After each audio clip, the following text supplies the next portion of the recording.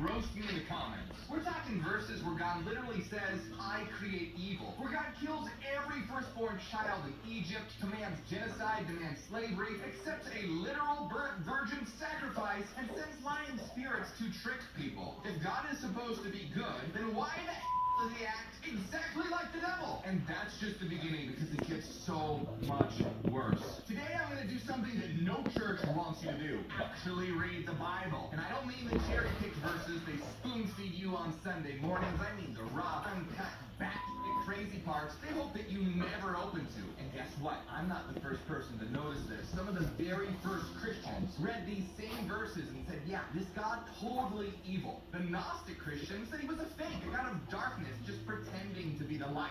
And Marcion, the guy who actually created the world's very first Christian Bible, said that he was an evil tyrant. And the Cathars, a medieval group of Christians, said he was literally the devil himself. And yeah, these weren't edgy atheists on Reddit, they were Christians. They read the scriptures and said, nope, that's Satan, and Jesus came from a higher God entirely. And for that, the church burned them alive and erased their books. But here's the thing, we don't even need their banned books to prove it because it's all right there in the Bible. And today I'm going to show you the verses your pastor never wanted you to see.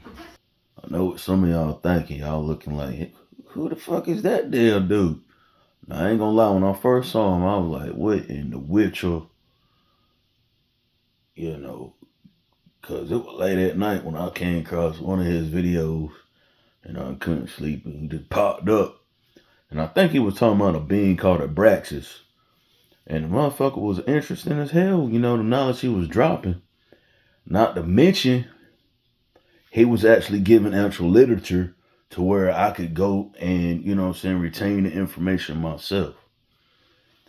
Now, a lot of us were just spoon fed and we just take, you know, we take information like sheep, you know what I mean? We don't research it ourselves or, you know, really understand where the core of it came from or even the real truth behind it. Whereas people like him, I must commend.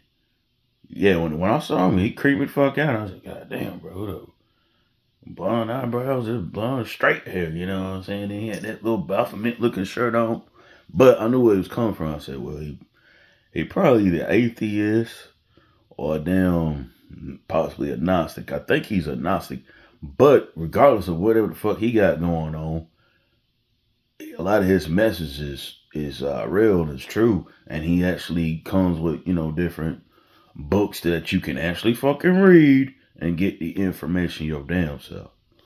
Now, me, I just finished this book here this morning, actually. I think it's like 138 pages, or how many pages got? 124 pages. It's not really a big read, but it is a good one, man. And I will say, if you some type of emo person or something like that, don't even read it, man, because parts of it is kind of it's disturbing because it'll take things you might know and then expand on it, and you then learn something that kind of depresses you. You know, you kind of look at, you know, a lot of us say, oh, we're in the matrix, blah, blah, blah.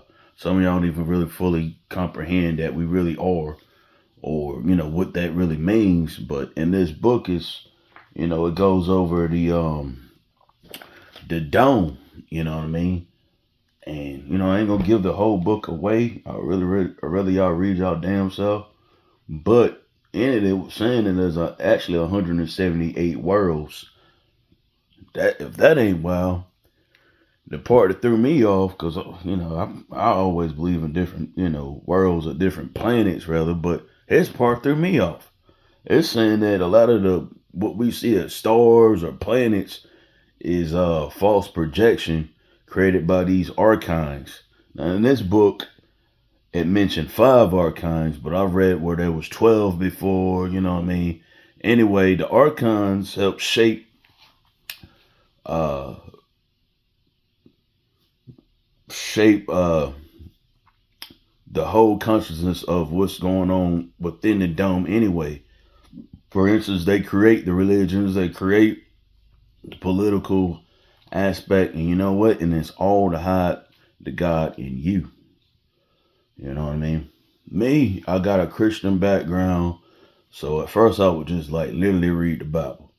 Then I kept meeting all these different type people that would influence me in different type ways, and they actually expand my mind in a better way. All right, for instance, like when I first got out in the Navy, I was doing a little, reading here and there in the Navy, but not as deep. When I first got out in the Navy, I had made friend with this atheist cat by the name of, what was that damn boy name? Cody. And I used to, what I'm saying, when I first got out of the Navy, took whatever hand-me-ass job. So I was working at Food Line as a stalker, you know what I mean? Food stalker. And me and him had clicked up because, you know what I'm saying, oh, cool, he was cool, whatever. But I would drop him off and we have like a beer or whatever.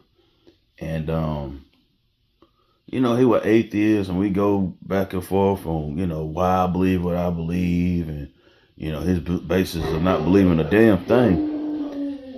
But one thing, that's my dog going off because Lord just got here. Anyway, one thing that he gave me that actually resonates today was a book called the Upanishads. And in that book, it said that basically we are all God because God resisted us all. And that's not far-fetched of what I believe now today. I do believe there's a higher, source that, that we all descended from and, the God is in us. I'm not going to get too deep into that. It's not about what I believe. It's about spending your mind. You know what I mean? And that's kind of what I want to touch bases at today. Sometimes, hold on a second. Sorry about that. Kind of lost my train of thought. But, like I was saying in this book, it talks about, the different domes and, some of the, the archons or whatever that control the domes and also speak on the Anunnaki. Even mention something about the inner earth. And those things will all sound just bizarre and crazy to you if you, you know what I'm saying, you pretty much keeping the same ignorance about you. You ain't, you ain't expanding, you ain't learning, you know what I mean? It's a crazy, big ass universe we live in. So for me, it's not only interesting to learn these things, it's soothing because I get to know more about the world I live in, you know what I mean? It gives me another weapon in my arsenal as well. You know what I mean? I got another friend who told me once that a ninja can never have enough weapons. Well, one of your best weapons is the wisdom that you have. You know what I mean? A lot of people, they'll throw away wisdom for wealth nowadays. You know what I mean? Wealth is frugal. You know what I mean? It's nothing that you can forever hold on to. But what you resonate in your mind, in your heart, in your soul, that's something you always can, it stays eternal, you know what I mean? Now, some people say that, when you die, if you go towards the light, then you'll pretty much be mind warped back into an infant body, things like that. And I don't know that to be true or not, but if that's the case, I'm not going to take that risk. When I see the light coming out, I'm good, but how would you know unless you, what I'm saying, experience those things and, know a little bit about those things. Like I said, I lost my train of thought. Give me a minute. But yeah, like I was saying before, one of the interesting things about this here book, it actually said something that I never really thought about. It said that, although we are trapped in the dome, but the stars and the images and the planets and things like that we see are actually holographic. It's a holographic projector within the dome, which, I always thought, sometimes I see a dark night and it's like, well, damn, how come I can see the stars tonight, you know, and there's no clouds out or whatever. But the other night it was just as dark and no clouds, but there weren't even any stars about. Well, this book is saying is because it's all a projection anyway, and they want you to think that, you know, other planets and other worlds are somewhere far out. Well, we know that most of space is actually the ocean itself. Not to mention, it's saying in this particular book that within each dome is also an ice wall, and behind each ice wall is another world.